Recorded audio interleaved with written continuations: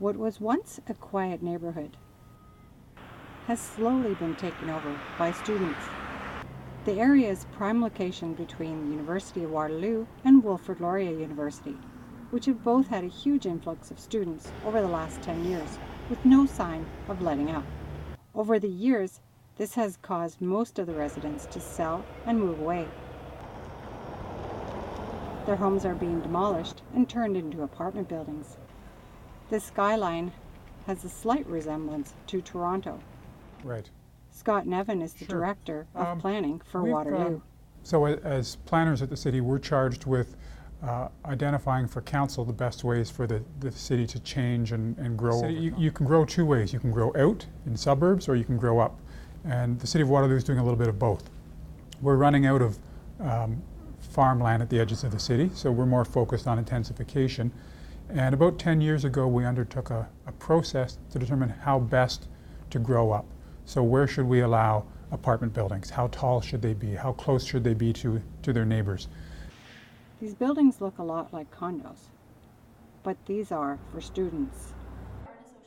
Carrie Brownrigg works part-time at one of the high-rises on King Street. She is also a student and resident. Her building is one of the first of its kind in Canada. The land that these buildings occupy would normally have had several houses and a few dozen students.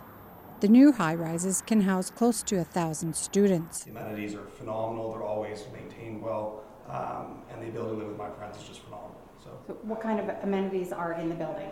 The ones that I typically use, there's a gym downstairs, there's a movie theater, the saunas, the billiard rooms, they're all phenomenal. And there's a great study space here as well, which is great for the late night cramming. Everyone has their own bathroom. Yeah, I don't think we would get along too well without. It is very secure. We have there's 24-hour cameras on here. There's security guards on site that come here every night, and they are really friendly as well. So they interact with you, and they're really professional at their job as well. Also, in addition to saying where you can build, we have policies and guidelines around what things should look like. We call them urban design guidelines. So we're really trying to encourage a very high quality of development in Waterloo, whether it's student-focused housing or housing for somebody else. We want the buildings to look good, to feel good to people on the street, to operate well and to be well maintained. These buildings give students